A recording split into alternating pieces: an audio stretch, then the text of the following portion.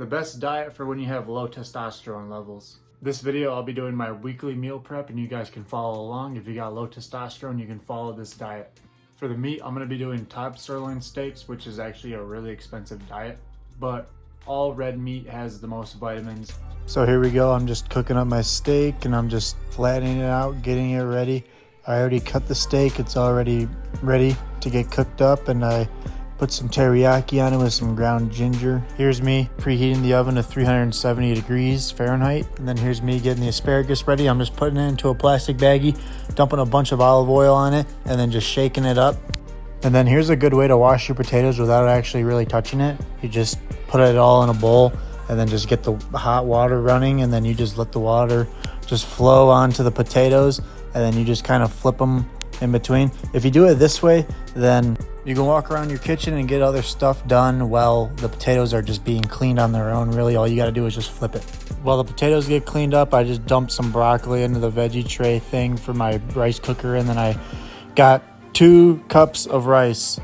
You dump 2 cups of rice into the rice cooker bowl portion of it, and then you're going to want to mix that in with 2.5 cups of water. And then on top of that bowl comes the veggie tray with the lid.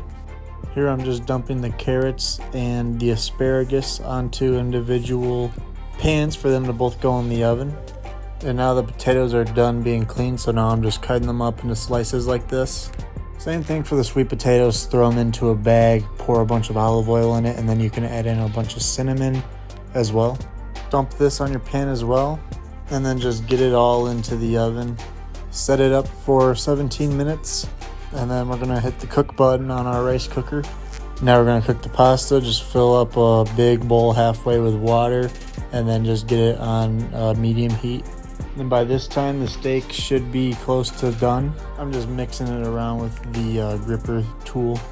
And then I did a little bit of cleaning in the sink, and then right when I finished the cleaning, the carrots, the vegetables, and the sweet potatoes were all done. I didn't want to film the part where I clean the sink though, because that's just boring, just cleaning stuff. To figure out if your sweet potatoes and carrots are done, just get a little butter knife and then just kind of poke into the carrots and the sweet potatoes, and if it's all mushy, then it's probably done. Now we're just going to put the beans in a sifter before we throw it in the saucepan. This is 3 cans of black beans. By that time, the water should be nice and warm, so we're going to be putting half a box of lentil pasta into the big old pot. And then by the time all that's ready, the rice cooker should be cooked. So we're going to start getting those into meals. I'm using glass containers, and just spread them all out evenly. This is 6 containers, I believe, 6 or 7 or 8 of them. This is garlic, crushed up garlic mixed with crushed up ginger. I should have put that in before I cooked it, but I forgot, so I just put it in after.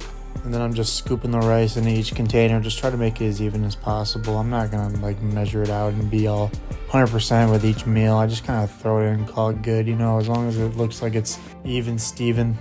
Once that got done, the pasta was done cooking, so I just dumped the pasta into that same sifter I sifted the beans in. Make sure you clean that sifter once you're done with the beans though. After each time you use it, just make sure that you clean it so you can reuse a fresh, clean one. And then we're just evenly dumping the beans into that same meal. I've been throwing everything else in, like the rice and the broccoli. I put the pasta into the containers off of camera, and then I put all the asparagus. I got all of these loaded up in the containers with the carrots as well. And then here's all the sweet potatoes that I'm just throwing in each container. And then our finished steak, I just start throwing into the containers as well. Make sure you're always washing your hands before you touch your food. I don't think that's OSHA approved. Alright, so this week I'm actually going to be eating beef liver. Just make sure that you cook 1 beef liver though. You don't want to be eating this stuff every single day. That can lead to copper toxicity. So we're just throwing 1 on there, and then we're putting it on the plate. Don't mind all the other beef livers. Just cook 1 beef liver, 1 slice of it for yourself, and just eat it for 1 day. And then make sure that you put a lid on your beef liver right away and just get it in the freezer immediately. Here's our ground beef meals. I got 2 blocks of them on each pan. You can cook it and cut it at the same time. Then this is how it looks when it's all cut up raw. I accidentally lit up the wrong burner. Whoa, almost burned myself there. All right, there we go. And then just constantly flip it and just mix it around at all times. Keep a good eye on it, Just make sure that you're watching your beef, because if any oils or anything dump into the burner, you're going to be... And then once it's finished, I'm just using tongs to get them into the containers. And then here's some of the finished meals. When you meal prep, you want to leave your food in the fridge for 3 days, and then all the other meals put in the freezer. So on your third day, you can take one meal out from the freezer and put it into the fridge. And then you can just let it thaw out for 24 hours, so it'll be good the next morning.